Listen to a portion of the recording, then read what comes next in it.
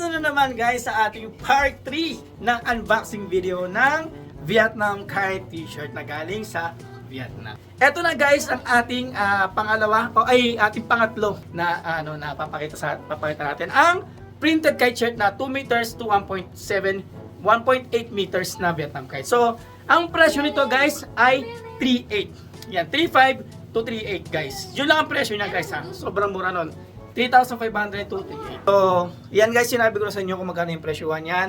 At bakit nga ba mura? So, magmura lang to guys. Pero quality din tong ating printed kite shirt na 2 meters at 1.8 meters na kite shirt or ating Vietnam kite. So, sa mga tatanong, kite shirt lang ba yun? Hindi guys. Buo na yun guys, bubuuin na namin yun. So, ito lang guys is mga tela lang to. So, kung gusto nyo bumili ng tela lang, so, ito naman guys, available naman itong tela lang. Tapos, yung mga carbon yan is kayo na yung bahala mag-provide.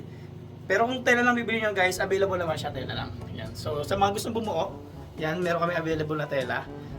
At ito na guys, yung mga may mga katanungan may mga katanungan pa. So yung 3.7 to 3.9 guys na presyo is buo na yung kite na yun guys ha. Wala yung flute, wala yung tali. So kite lang talaga mismo siya. Kasi ang dami nagtatanong na sa aking mga nagma-message na yung 3.7 meron ng flute yun. So wala po guys kasi masyado nang mahal. Iba yung presyo ng flute guys. Kasi mahal din yung flute guys. Sa magtatanong, mahal yung flute at mahal din yung tali guys ng Kevlar. Kasi sa mga nanonood ng video namin, ang ginagamit namin tali guys is Kevlar. Ang Kevlar guys ay mahal. Ang range ng ng presyo ng Kevlar is 1,000 to 6,000 ang presyo niya guys, hanggang 9,000. Tali lang 'yon guys, tali lang 'yon. Depende yan sa sukat o sa kapal ng tali, sa haba at kapal ng tali. So pag mga malalaking saranggola na guys, umaabot ng 7,000 to 9,000 yung presyo ng tali. Ganun siya kamahal. At bakit ganun nga bang kamahal at bakit nag-i-invest kami ng ganun kamamahal na tali? Kasi kung magpapalipat kayo, bubuo kayo ng saranggola guys na malaki. So mag-invest na kayo sa tali. Kasi once na mabuo yung saranggola nyo, tapos nahalagutan kayo ng tali. So sayang naman guys kasi medyo mahal yung saranggola nyo. Mag-invest na kayo sa tali. So yun yung aking advice. Yan. Kaya pag bubuo kayo ng saranggola na gawa sa carbon at gawa sa tela, mag-invest na kayo sa tali guys. Huwag nyo tipirin yung sarili nyo kung may pera naman kayo. Kung makakapag-ipon naman kayo. So huwag kayong magmadali guys. Kunyari, nakabili kayo ng saranggola tapos bahala na kayo sa tali. So kung kaya nyo naman guys na bumili ng tali na quality, so mag-invest na rin kayo guys kasi ando na yun saranggola na yun quality na saranggola na yun. So mag-invest na rin kayo sa quality na tali. Yan. So para mas maganda, wala kayong problema at wala kayong pagsisisi sa huli.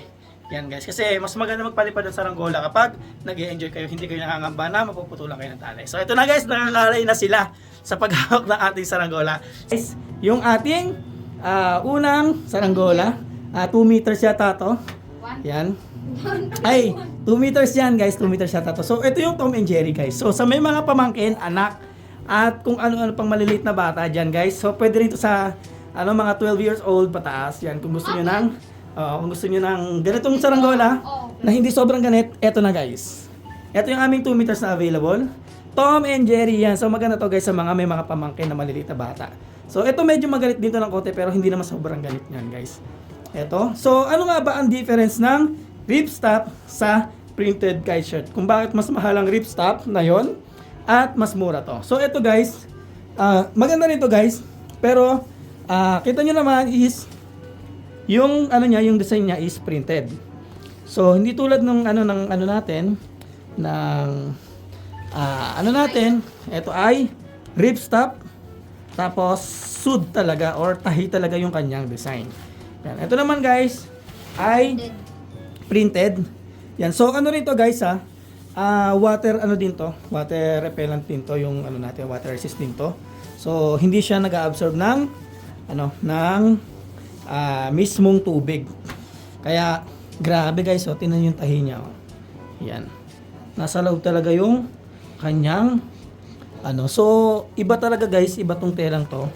So may mga meron akong nakita na na nagpagawa sa akin na 2 meters. Kanyang tela guys is hindi katulad nito. So same 2 meters din pero hindi ganitong tela guys kasi kakaiba yung tela nito kakaiba.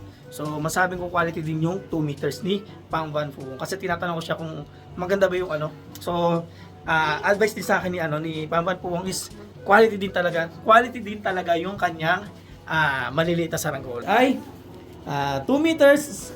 Yan. Ito yung kanyang buntot, guys. Sobrang ang ganda, guys. Ang cute talaga. Yan, oh. Ang cute ng niya. So, ito yung kanyang buntot. Medyo gusot-gusot kasi nga. Na yun ang pinanggalingan. Yan. Ang ganda, guys, oh. Hey. So, ang cute, guys. Yan, oh. Angas. So, yan ang angas talaga niya, guys.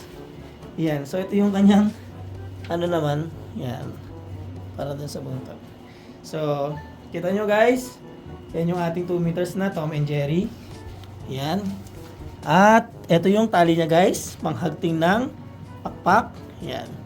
So, at kapakita pa tayo ng another design ng ating 2 meters. Yan. So, ito pa yung ating another design ng 2 meters. So, ito, guys, ang ating another design ay Batman. Batman, yan, guys. Batman. Yan, so ito, guys. Kita nyo yung sleeve. Grabe yung sleeve, ang ganda, guys. Quality yung sleeve. Ito yung kanyang tela. Angas. Yan. Grabe, oh. So, ganda, guys. Batman. Yan, so yan, guys, ang aming Batman design. Lapag na natin yan dyan dito. Lapag na natin dyan. Papakita natin sa kanila. At ito yung kanyang buntots. Mas maliit to. Di 1 Yan, guys. meter. So, ito siguro, guys, yung 1.8 meters. Kasi parang mas maliit siya. Ayun. Yan. So, yung kanyang buntot, guys. So, ayan. Yung kanyang buntots. Red nga lang yung Yan. mata. So, medyo nakatupi siya kasi ang tagal niya nakatupi sa box. Ayan. Pero pag nabuo naman yan, may stretch yan, guys. Ito nyo naman yan. Yan. So, ito yung kanyang buntot. At ito yung kanyang mismong saranggola. Yan. So, ito pa, guys. Magpapakita pa tayo ng ating isa pang Vietnam kite. So, di ko alam kung ano tong design na to. So, titingnan natin. So, yung natin, bull yata to, bull.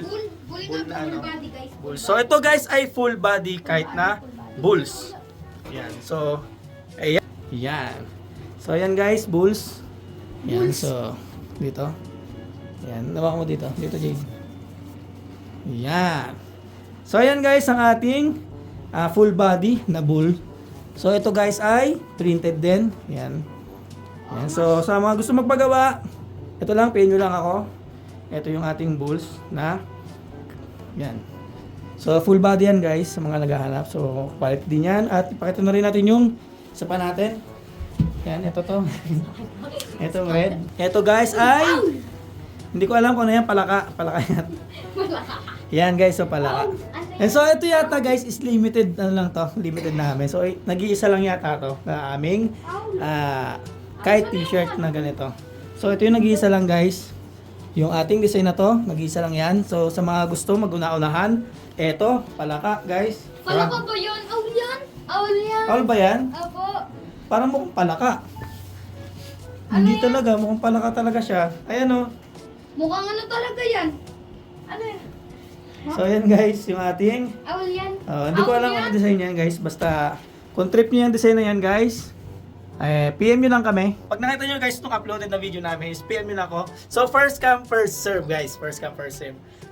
So, yan. So, una-unahan na lang, guys, kasi limited lang tong aming kite t-shirt. So, medyo matatagalan pa tayo bago tayo pagawa ulit ng kite t-shirt. So, habang hindi pa season, guys, is PM nyo lang ako kasi iba talaga yung presyo, guys, kapag season na ng saranggola.